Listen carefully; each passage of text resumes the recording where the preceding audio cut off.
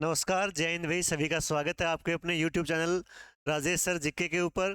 तो आज की अपनी इस क्लास के अंदर अपन हरियाणा जीके के अंदर जो पिछले साल के आए हुए क्वेश्चंस हैं उनको डिस्कस करेंगे। तो जो बच्चे नए हैं एक बार चैनल को सब्सक्राइब जरूर कर लें, बेल आइकन दबा लें ताकि आपको क्लास का नोटिफिकेशन मिलता रहे भाई। तो इस क्लास के अंदर अपन हरियाणा जीके के जो पिछले साल के आज तक के जितने क्वेश्चंस आए हुए हैं उनको हम डिस्कस करेंगे। 25 क्वेश्चन हमारी इस क्लास के अंदर रहेंगे। तो आपको चेक करना है कि आपने कितनी तैयारी है ना, आगे जो सीईटी होने वाला है उसमें आपकी तैयारी कितनी है। तो उसके लिए आपकी एक प्रकार से टेस्ट सीरीज मान लो इसको, या मॉक टेस्ट मान लो। 25 क्वेश्चंस आप जल्दी जल्दी इनको डिस्कस करेंगे भी, है ना। इसमें देखो पिछले साल के पूछे गए क्वेश्चन आपसे रहेंगे इसके अंदर। पहला क्वेश्चन आप डिस्कस करते हैं। देखो पहला क्वेश्चन आपसे क्या पूछा है इसके अंदर। आपसे पूछा गया है, पिछले साल का आया हुआ क्वेश्चन है कि हरियाणा के अंदर भाई, हरियाणा में खेलों में लाइफ टाइम अचीवमेंट का 2 लाख रुपए का पुरस्कार पुरुषों को किस नाम से दिया जाएगा ना। पुरुषों को खेलों के अंदर लाइफ टाइम अचीवमेंट का जो पुरस्कार है वो किस नाम से दिया जाएगा। पहला ऑप्शन है महावीर सिंह, जो ये कुश्ती के कोच भी है अभी, महावीर सिंह फोगाट, पृथ्वीराज चौहान, भगत सिंह या महाराणा प्रताप। तो इनमें से किस नाम से दिया जाएगा। तो आपका राइट आंसर जो रहेगा इसके अंदर वो रहेगा महाराणा प्रताप के नाम से। ऐसा इसी के अलावा ये आपसे पुरुषों का पुरस्कार पूछा है। अगर यही आपसे पूछ ले कि लाइफ टाइम अचीवमेंट का पुरस्कार जो है महिलाओं को भाई, तो महिलाओं को जो ये पुरस्कार दिया जाएगा वो दिया जाएगा रानी लक्ष्मीबाई के नाम से ना। महिलाओं को रानी लक्ष्मीबाई के नाम से ये पुरस्कार दिया जाएगा। दोनों आपको ध्यान रखना है, पुरुषों को तो महाराणा प्रताप के नाम से और महिलाओं को रानी लक्ष्मीबाई के नाम से ये पुरस्कार दिया जाने वाला है भाई। चलो अगला क्वेश्चन देखते हैं। और सारे बच्चे जो मेरे साथ साथ ये क्वेश्चन बड़ी क्लास को देख रहे हैं भाई, वो अपने आंसर चेक करना कितने क्वेश्चंस के आंसर आपने सही दिए हैं भाई ना, कमेंट करके बताना फिर मुझे। अगला क्वेश्चन क्या पूछा गया है, एशिया का सबसे बड़ा कैक्टस गार्डन हरियाणा राज्य के किस नगर में अवस्थित है भाई। पहला है पंचकुला के अंदर, कैथल में, फरीदाबाद में या गुरुग्राम के अंदर ना। गुड़गांव का नया नाम क्या हो गया है अभी, गुरुग्राम हो गया है ना। लेकिन ये क्वेश्चन जब आया था तो उसके ऑप्शंस में गुड़गांव ही लिखा हुआ था भाई। तो इसमें आपका जो राइट आंसर है, कैक्टस गार्डन जो है एशिया का सबसे बड़ा कैक्टस गार्डन है। इस कैक्टस गार्डन की अगर आप बात करें तो कैक्टस गार्डन की जो स्थापना की गई थी वो 1987 के अंदर की गई थी भैया, है ना। इसकी जो स्थापना हुई थी, ये स्थापना 1987 के अंदर की गई थी। और ये जो कैक्टस गार्डन है ये कहाँ पर स्थित है, पंचकुला के अंदर स्थित है। अभी एशिया का सबसे बड़ा है तो राइट आंसर रहेगा पंचकुला। कहाँ कितने एरिया में स्थित है, ये 7 एकड़ के अंदर स्थित है भाई। और यहाँ पर क्या है, कैक्टस की लगभग 2500 प्रजातियां इसके अंदर पाई जाती है ना। कैक्टस को बढ़ावा देने के लिए, उनको संरक्षण करने के लिए इस कैक्टस गार्डन की जो है वो स्थापना की गई है। तो ये आपको ध्यान रखना है।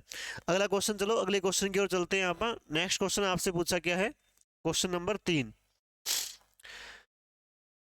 चलो इसमें पूछा है आपसे, निम्नलिखित में से किस जिले में कुणाल पूर्व हड़प्पा स्थान खोजा गया है ना। कुणाल जो है हड़प्पा काल का एक स्थान है जो कहाँ पर खोदा गया है। तो इसका पहला ऑप्शन है हिसार, सिरसा, फतेहाबाद और भिवानी।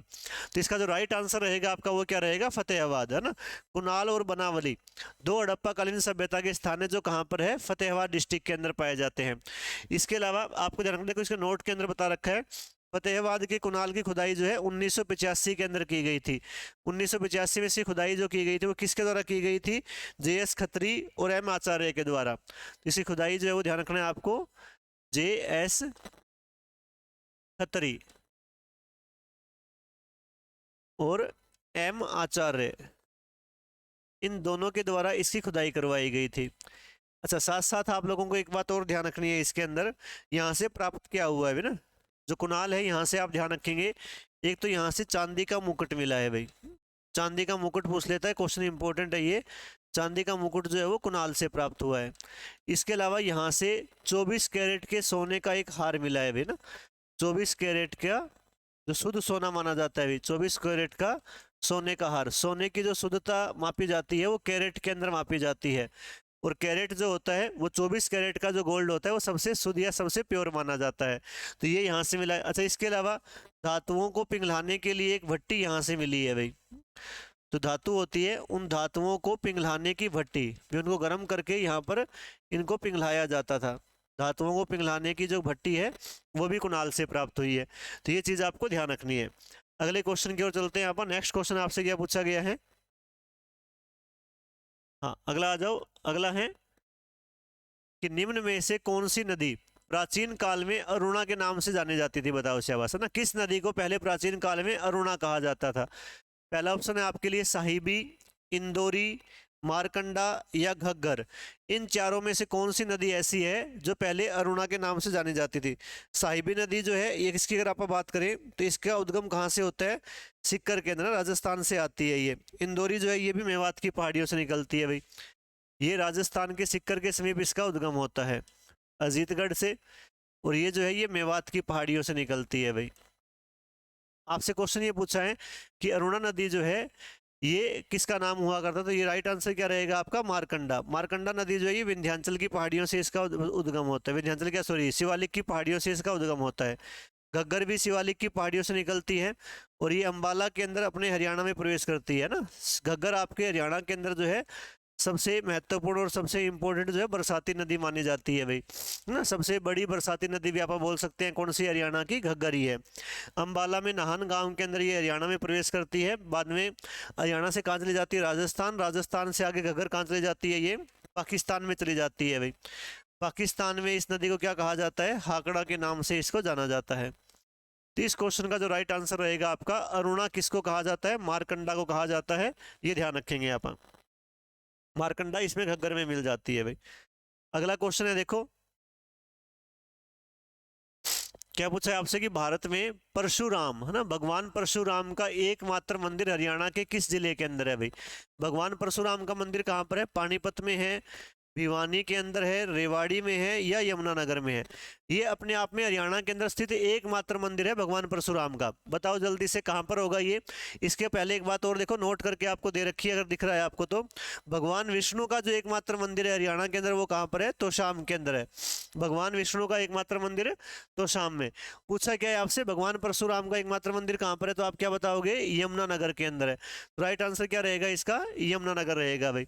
अगले क्वेश्चन की ओर चलते हैं। अगला क्वेश्चन क्या पूछा है हमसे? देखो नेक्स्ट है, हाँ, परिणीति चोपड़ा, है ना, एक फिल्म एक्ट्रेस है परिणीति चोपड़ा। अभी कुछ ही समय पहले इनकी शादी हुई थी। इनका जन्म हरियाणा के किस जिले में हुआ था? इनकी शादी किससे हुई है? आम आदमी पार्टी के एक नेता है जिसका नाम है राघव चड्ढा। राघव चड्ढा की पत्नी बन गई है भैया परिणीति चोपड़ा। प्रियंका चोपड़ा इसकी बहन है ना। तो ये आपको ध्यान रखना है कि इनका जन्म किस जिले में हुआ है। तो इनका जन्म आप बताओगे फरीदाबाद में हुआ है, पंचकुला में हुआ है, चंडीगढ़ में हुआ है या अंबाला में हुआ है? चारों में से किस जिले में इनका जन्म हुआ है? तो आपका राइट आंसर क्या रहेगा? अंबाला। अंबाला के अंदर परिणीति चोपड़ा का जन्म हुआ माना जाता है। सारे के सारे क्वेश्चंस वो हैं जो आपके एग्जाम में पूछे गए हैं भैया, मैंने अपनी तरफ से कोई क्वेश्चन नहीं बनाए हैं, HSSC के अंदर आए हुए क्वेश्चन है पिछले सालों के अंदर ये। अगला है, देखो इसके अंदर वो क्या पूछा है आपसे कि 1947 में भारत की स्वतंत्रता की घोषणा के समय हरियाणा निम्न में से किस राज्य का भाग हुआ करता था? 1947 से पहले हरियाणा किस राज्य का भाग था? हरियाणा का गठन कब हुआ था? सब जानते हो, ये क्वेश्चन भी HSSC में आया हुआ है। कब हुआ था? 1 नवंबर जो है 1966 को भाई हरियाणा दिवस मनाया जाता है। 1 नवंबर को 1966 में हरियाणा का गठन हुआ था। हरियाणा जो है वो कौन से संविधान संशोधन के तहत? तो 18वें संविधान संशोधन के तहत हरियाणा का गठन किया गया था भाई। 18वें कॉन्स्टिट्यूशनल अमेंडमेंट एक्ट के द्वारा ये गठन हुआ था और भारत का कौन सा राज्य बना था? 17वां राज्य भारत का बना, ध्यान रखेंगे आप। इसके अलावा प्रश्न ये कि कौन से राज्य से अलग करके बनाया गया था? तो सबको पता है, बच्चे बच्चे को पता है कि किस राज्य से अलग हुआ था ये? पंजाब से अलग होकर अपना हरियाणा बना था। पंजाब का कितना % हिस्सा हमें मिला था जब हरियाणा अलग हुआ था? तो पंजाब का लगभग 35% है ना, 35.1% जो भाग है वो हरियाणा के हिस्से के अंदर आया था भाई। तो ये चीजें भी आपको ध्यान रखनी है, हरियाणा के हिस्से में 35.1% हिस्सा आया था, है ना। तो ये चीजें आपको पता होनी चाहिए भाई। अगला क्वेश्चन देखो, आसान सा क्वेश्चन था ये तो। और ये सीईटी के अंदर भी अगर आपने देखा होगा तो इतने ज्यादा कोई मुश्किल क्वेश्चंस नहीं आएंगे आपके। 25 क्वेश्चन आते हैं तो 25 में से आप देखोगे 8 के आसपास या 10 के आसपास क्वेश्चंस ऐसे मिलते हैं जो पिछले साल के आए हुए क्वेश्चन से होते हैं और काफ़ी इजी भी रहते हैं भाई। 4-5 क्वेश्चंस आपको ऐसे देखने को मिलते हैं पेपर के अंदर जो एकदम नए होंगे, है ना, वो सबके होश उड़ाने वाले प्रश्न होते हैं भाई।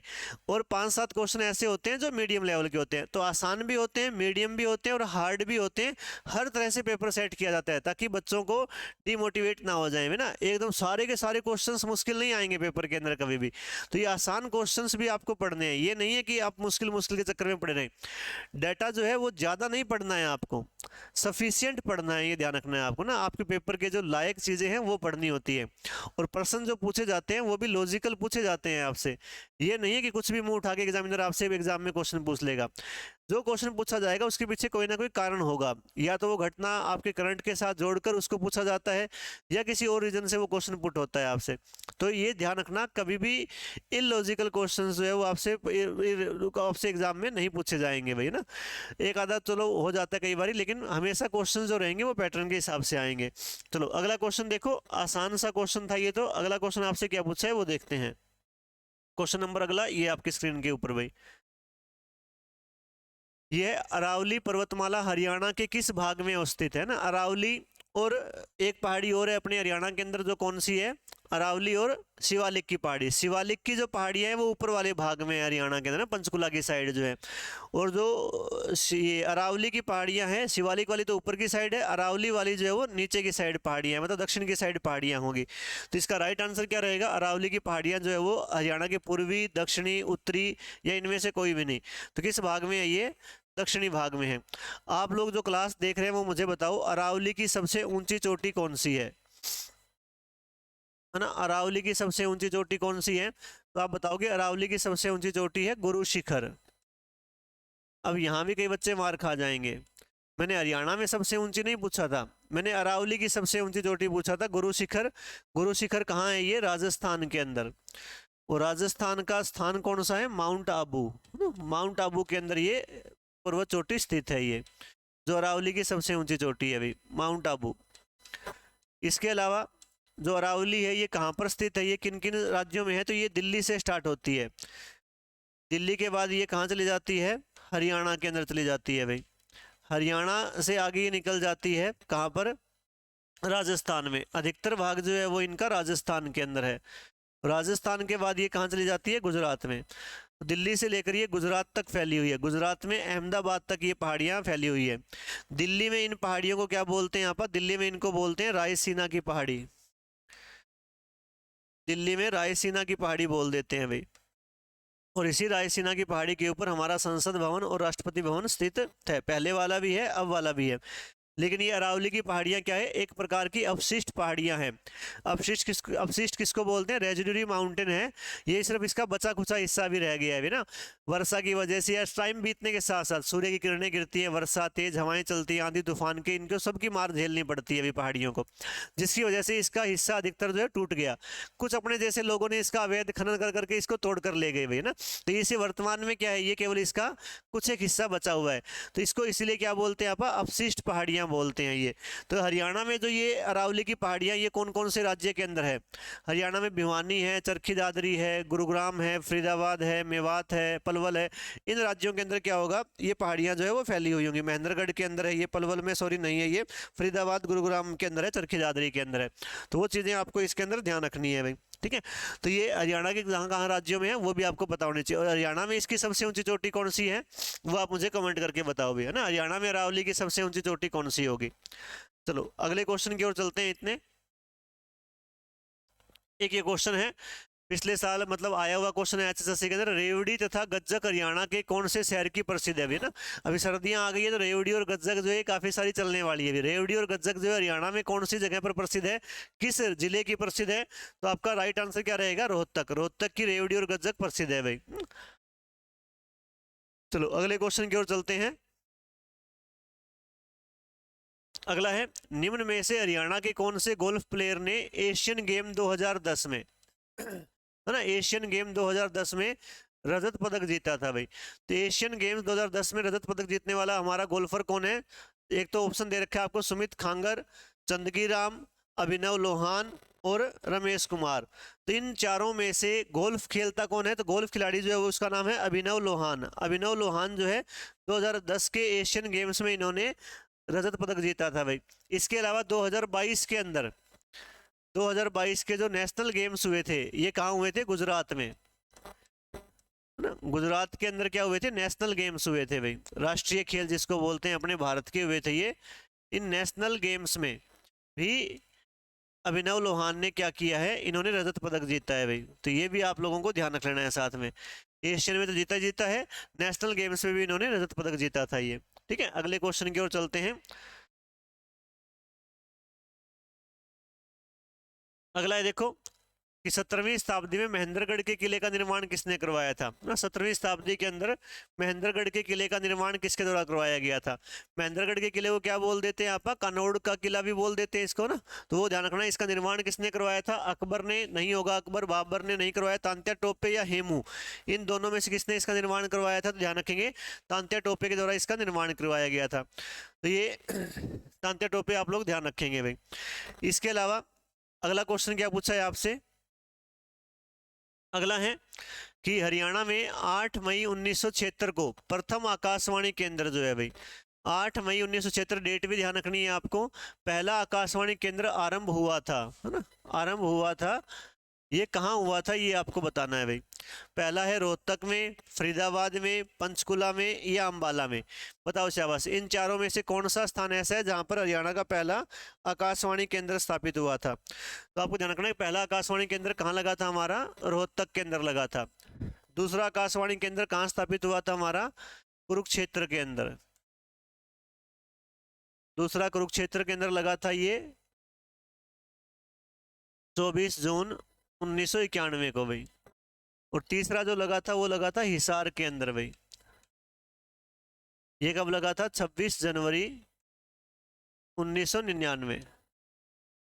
तो 3 आकाशवाणी केंद्र भारत मतलब अपने हरियाणा के अंदर हैं। इनमें से पहला रोहतक केंद्र 8 मई 1976 को, दूसरा कुरुक्षेत्र में 1991 में, तीसरा हिसार में 26 जनवरी 1999 को स्थापित किया गया था। ठीक है, ये चीजें ध्यान रखनी है। अगला क्वेश्चन देखो, आकाशवाणी केंद्र से क्वेश्चन आता है आपके पेपर में। अगला है वर्ष 1956-57 में के दौरान हरियाणा किस शासन के नियंत्रण में था, ना किसके शासन के नियंत्रण में था, मुगलों के नियंत्रण में था, मराठों के नियंत्रण में था, लोधी के नियंत्रण में था या राजपूतों के नियंत्रण में था। 1756-57 का साल काफी महत्वपूर्ण है कि 1757 के अंदर क्या हुआ था, अंग्रेजों ने भारत के अंदर पहला युद्ध लड़ा था जिसको क्या कहा जाता है, प्लासी का युद्ध कहा जाता है भाई। ये प्लासी का युद्ध 1757 के अंदर लड़ा गया था। ये बंगाल में लड़ा गया था, बंगाल में। बंगाल का जो नवाब हुआ करता था सिराजुद्दौला और कंपनी का जो गवर्नर था रॉबर्ट क्लाइव, उनके बीच में युद्ध हुआ था ये। उस समय भारत में शासन किसका था, तो अंग्रेज तो यहाँ पर नहीं आए थे, अंग्रेजों का ऑप्शन ही चलो नहीं है, मुगलों के अधीन हरियाणा नहीं था, मुगलों से बाहर निकल गया था। तो इस समय किसके अधीन था ये, मराठों के अधीन हुआ करता था। तो ये बात भी आपको ध्यान रखनी है भाई, है ना। 1756-57 में मराठों के अधीन रहा था अपना हरियाणा। अगला क्वेश्चन देखो, नेक्स्ट आपसे पूछा है कि मुगल शासक अकबर के शासन के दौरान रेवाड़ी का शासक कौन था, ना रेवाड़ी का शासक पूछा है आपसे कौन हुआ करता था जिस समय अकबर भारत का शासक था भाई। अकबर का शासन काल कब से कब तक रहता है, अकबर 1556 में पानीपत के दूसरे युद्ध को जीतने के बाद गद्दी प्राप्त करता है और दिल्ली का शासक बनता है भाई। 1556 से लेकर अकबर की मृत्यु कब हुई थी, 1605 के अंदर हुई थी। तब तक अकबर भारत का शासक रहता है। तो इसके शासन काल के दौरान भारत में रेवाड़ी का शासक कौन हुआ करता था, हेमचंद्र हुआ करता था, इब्राहिम लोदी था, हर्षवर्धन था या अहमद शाह अब्दाली था। तो इस समय शासक कौन हुआ करता था रेवाड़ी का, हेमचंद्र। हेमचंद्र रेवाड़ी का शासक हुआ करता था, जिसको आप प्यार से क्या बोल देते हैं, हेमू भी बोल देते हैं भाई।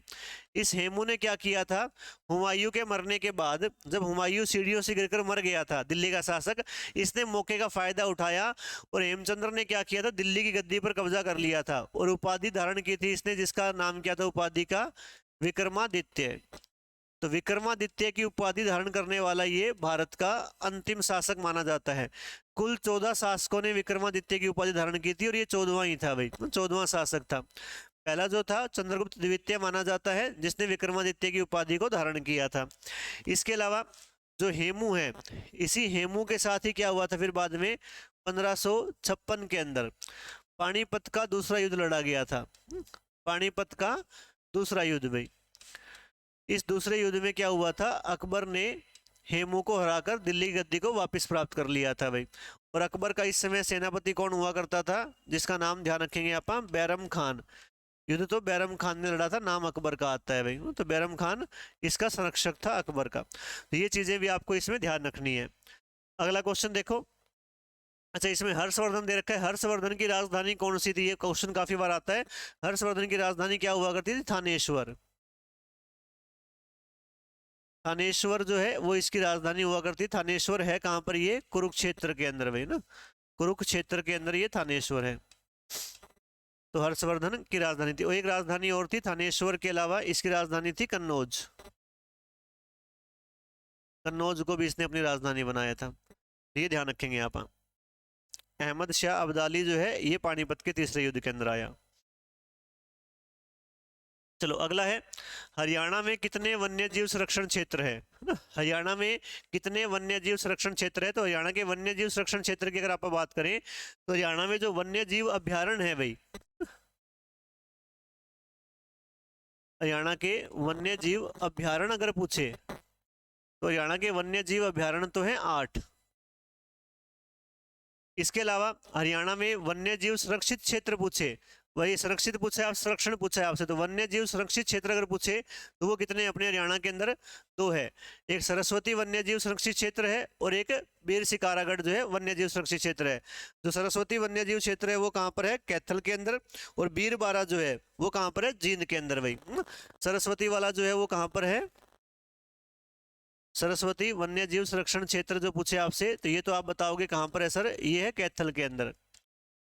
और एक बीरबारा पूछे आपसे, बीरबारा वन्य जीव संरक्षण क्षेत्र पूछे आपसे, ये कहाँ पर है, तो ये है जींद के अंदर।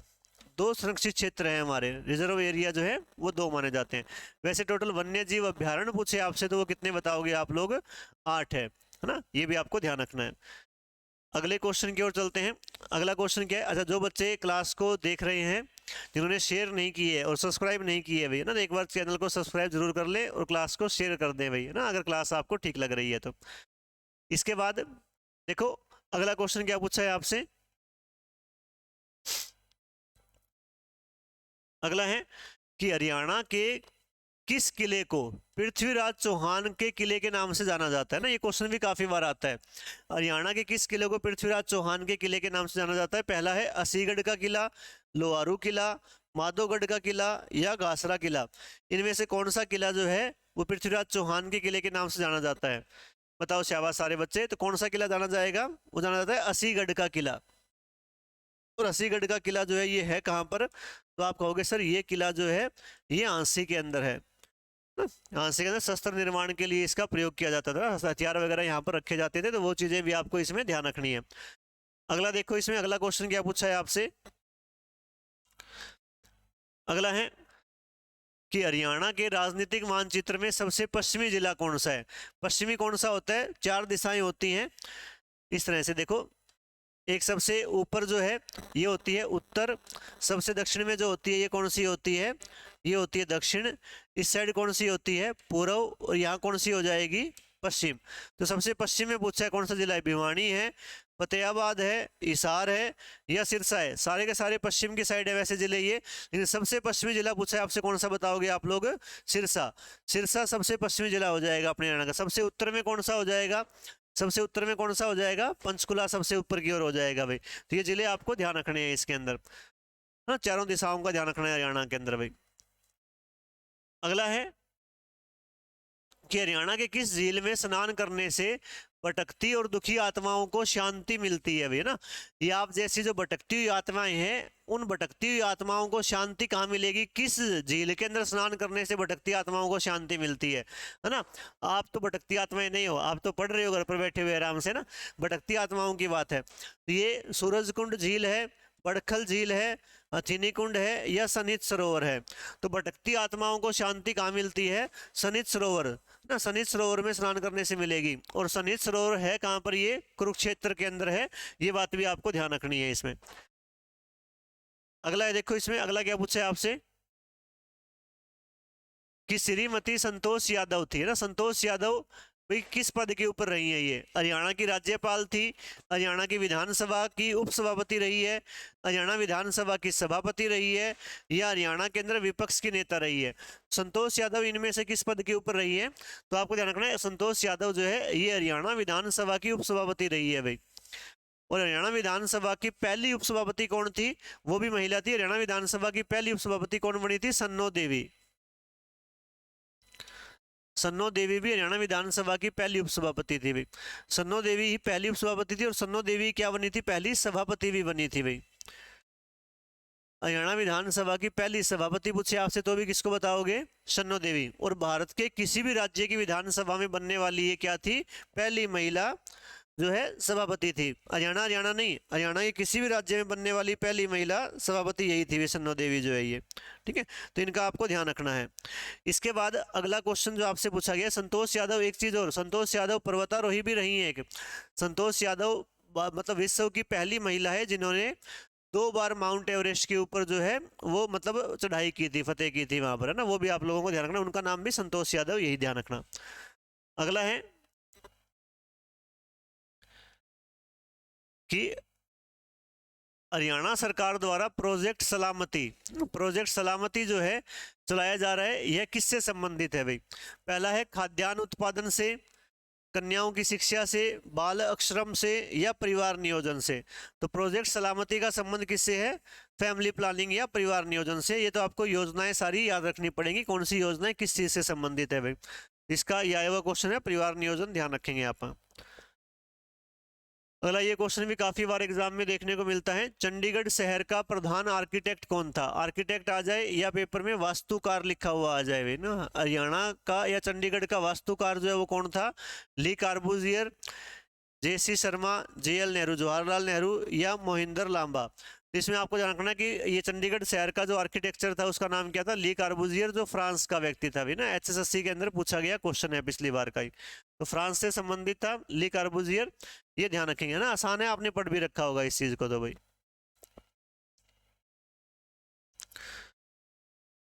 अगला है, निम्न में से कौन सा युग्म गलत है? गलत कौन सा है वो बताना है। एक साइड खिलाड़ियों के नाम, एक साइड उनके खेल के नाम दे रखे हैं। पहला है मनोज कुमार मुक्केबाजी, अनूप कुमार कबड्डी, संदीप सिंह हॉकी, सुमन कुंडू क्रिकेट।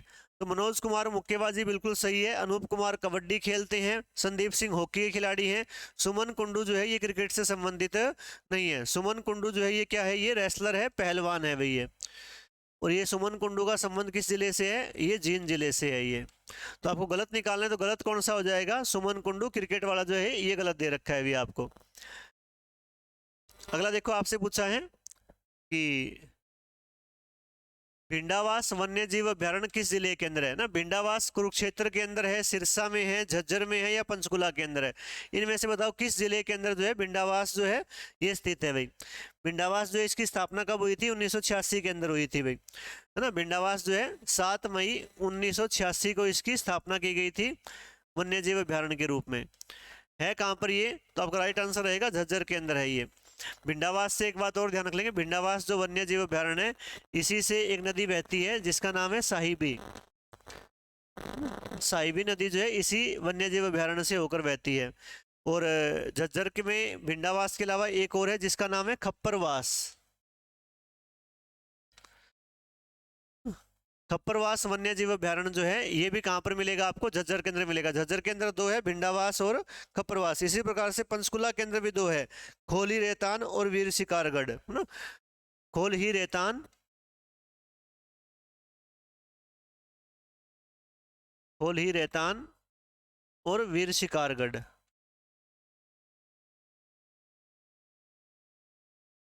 ये तो 2 वन्य जीव अभ्यारण्य है, ये दोनों के दोनों कहाँ पर है? ये पंचकुला जिले के अंदर है। तो ये अपने हरियाणा के 2 ऐसे जिले हैं जिनमें 2-2 वन्य जीव अभ्यारण्य है भी ना। झज्जर के अंदर भी 2 है, एक तो भिंडावास और एक खप्परवास। इसी प्रकार से पंचकुला के अंदर भी 2 हैं, खोली रेतान और वीर शिकारगढ़। अबूब शहर वन्य जीव अभ्यारण्य कहाँ पर है? सिरसा के अंदर, जो भारत का अपने हरियाणा का सबसे बड़ा है भाई, है ना। ये अबूब शहर जो वन्य जीव अभ्यारण्य है। तो ये चीजें आपको इसके अंदर ध्यान रखनी है। 8 के 8 वन्य जीव अभ्यारण्य हमें पता होने चाहिए कौन सा वन्य जीव अभ्यारण्य कहाँ पर है भाई, है ना। चलो, इसके बाद आपसे पूछा है कि हरियाणा निर्माण के बाद पहली जनगणना किस वर्ष हुई थी? हरियाणा का जब गठन हुआ, कब हुआ सबको पता है? 1966 में हरियाणा का गठन हुआ था भाई। और भारत के अंदर जनगणना जो है, दशकीय जनगणना कब शुरू हुई थी? वैसे पहली जनगणना अपने भारत में कब हुई थी? पहली जनगणना हुई थी 1872 के अंदर भाई। और ये किसके शासनकाल में हुई थी? ये मेयो के शासनकाल में हुई, लेकिन ये जनगणना सफल नहीं हो पाती है। उसके बाद पहली सफल जनगणना जो हुई थी ये हुई थी 1881 के अंदर। ये किसके शासनकाल में हुई थी? तो ये हुई थी प्यारे बच्चों रिपन के शासनकाल में, ना।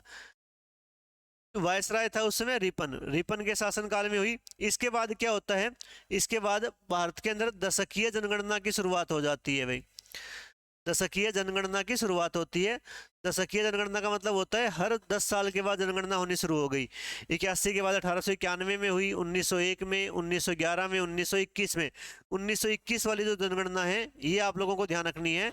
21 वाली जनगणना क्या कहा जाता है, इसको इसको जनगणना का महान विभाजक वर्ष कहा जाता है।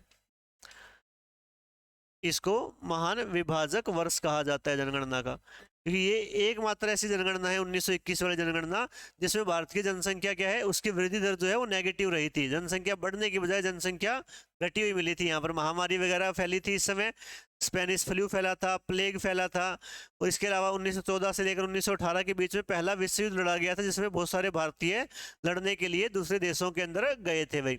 इस वजह से क्या हुआ था, जनसंख्या घट गई थी हमारी। इसके अलावा आपा ने कभी मौका नहीं दिया जनसंख्या घटाने का भाई। और आज़ादी जब मिली अपने देश को 1951 में, 1941 में जनगणना हुई थी हमारी, वो आज़ादी से पहली जनगणना थी। आज़ादी मिली 1947 में देश को। आज़ादी का हमने इतना फ़ायदा उठाया कि 1951 से लेकर 1961 और 1971 जो 20 साल थे, इन 20 सालों के अंदर हमने बहुत सारी जनसंख्या, बहुत तेज़ गति से जनसंख्या बढ़ी अपने देश की, है ना। ये आज़ादी का ये फ़ायदा उठाया भारतीय लोगों ने। इसके बाद क्या हुआ, 71 के बाद 91, 81, 91, हर 10 साल बाद जनगणना होती थी। पिछली जनगणना कब हुई थी, ये हुई थी 2011 के अंदर। अब कहोगे गुरुजी 11 में क्यों हुई, 21 में क्यों नहीं हुई? 21 में होनी थी लेकिन 21 में जनगणना नहीं हुई, कोरोना की वजह से, लॉकडाउन की वजह से जनगणना नहीं हो पाती है। प्रश्न ये बना है आपसे, क्या है, हरियाणा निर्माण के बाद पहली जनगणना किस साल हुई थी? हरियाणा कब बना था? 66 में। अब मैंने कहा कि हर 10 साल बाद होती जनगणना, तो 66 में तो हुई थी, तो इसके बाद कब हुई होगी? 1971 में हुई होगी। तो हरियाणा के गठन के बाद पहली बार कब हुई थी? 1971 के अंदर हुई थी भाई। ये बात आपको ध्यान रखनी है इसके अंदर, ठीक है। तो ये आपको पता होना चाहिए भाई। अगला है, हाँ, अगला क्वेश्चन आपसे पूछा है कि हरियाणा में किस वर्ष हुड्डा की स्थापना की गई थी, है ना। हुड्डा की स्थापना किस वर्ष हुई थी? 1965। हुड्डा का मतलब क्या होता है? Haryana urban development authority. वैसे इसका नाम बदल दिया गया है अभी ना, हरियाणा शहरी विकास प्राधिकरण इसका नाम कर दिया गया है। पहले इसको क्या बोलते थे? Haryana urban development authority. ये बात वही है, पहले ये इंग्लिश में बोलते थे हरियाणा अर्बन डेवलपमेंट अथॉरिटी। इसका हिंदी में अनुवाद करें तो वही निकलता है, HUDA। बस इसको अब हिंदी में बोलने लग गए हैं अभी ना। हरियाणा अर्बन मतलब शहरी, डेवलपमेंट मतलब विकास, और ये अथॉरिटी मतलब अभिकरण हो जाएगा, मान लो ये प्राधिकरण हो जाएगा। इसकी स्थापना कब हुई थी? 1977 के अंदर स्थापना हुई थी। 2017 में इसका नाम बदल दिया गया था भाई, ठीक है। ये ध्यान रखना है आपको, ये बता भी रखा है देखो आपको कि 1 जून 2017 को मुख्यमंत्री मनोहर लाल खट्टर, उस समय मनोहर लाल खट्टर हुआ करते थे मुख्यमंत्री, उनकी अध्यक्षता में हरियाणा सरकार की कैबिनेट ने इसका नाम बदलकर हरियाणा शहरी विकास प्राधिकरण भाई, है ना, हरियाणा शहरी विकास प्राधिकरण जो है इसका नाम कर दिया था। HSVP बोलते हैं अभी, है ना, फैसला किया, बदल दिया गया है नाम इसका। तो वर्तमान में HUDA नहीं लिखा हुआ आएगा, वर्तमान में आएगा HSVP, हरियाणा शहरी विकास प्राधिकरण, ठीक है। तो अगले क्वेश्चन की ओर चलते हैं। यहाँ अगला क्वेश्चन क्या है देखो, अगला है हरियाणा की सबसे ऊंची चोटी, जिसका नाम क्या है? पहली बात तो आप ध्यान रखेंगे, इसका नाम क्या है? करहो, है ना, मोरनी की पहाड़ियों के अंदर है, पंचकुला के अंदर। इसकी औसत ऊंचाई कितनी है? करहो जो है इसकी एवरेज हाइट पूछी है आपसे, 2010 मीटर है, 1467 मीटर है, 1830 मीटर है, या 1340 मीटर है। तो इसके देखो अलग अलग आंकड़े हैं इसके। इसमें एक तो ऑप्शन मिलता है आपको 1467 वाला, 1467 अगर ना मिले आपको, ये राइट आंसर रहेगा इसके अंदर, तो यही है अभी 1467 मीटर जो है वो इसकी सही ऊंचाई है। इसके अलावा अगर ये ना मिले आपको तो इसकी एक ऊंचाई 1500 मानी जाती है, तो आपको इसमें बता भी रखा है देखो आगे, अगर आप देखें इसमें 1514 मीटर जो है वो इसकी ऊंचाई मानी जाती है भाई। तो लिख रखा है इसमें कि करहो चोटी की औसत ऊंचाई 1514 मीटर और 1467 मीटर, दोनों ही सही है भाई। दोनों ऑप्शन में मिलेंगे नहीं, ये मिले तो ये कर दोगे आप लोग, और ये 1514 वाला मिले तो 1514 वाला ठीक करेंगे। ये पिछली बार वाला आया हुआ क्वेश्चन है पेपर में, उसमें 1514 मीटर नहीं दे रखा था, तब कौन सा करना पड़ा हमें? 1467, इसका उत्तर ठीक करना पड़ा भाई, ठीक है। चलो इसके बाद अगले क्वेश्चन की ओर चलते हैं। तो भाई ये अगला क्वेश्चन है ही नहीं कोई, इतने ही क्वेश्चन है हमारी क्लास के अंदर आज की क्लास में। तो 25 क्वेश्चंस पढ़े हैं हमने और थोड़े बहुत क्वेश्चन हमने साथ के साथ डिस्कस किए हैं, तो कुल मिलाकर मान लो 50 से क्वेश्चन हमने अपनी क्लास के अंदर कर लिए। तो क्लास कैसी लगी कमेंट करके जरूर बताएं, तो क्लास को लाइक और शेयर जरूर कर दें भाई, ठीक है। तो मिलते हैं अपनी अगली क्लास के अंदर, तब तक के लिए गुड बाय। पढ़ते रहो, खुश रहो, मुस्कुराते रहो, हंसते रहो भाई, ठीक है। धन्यवाद भाई।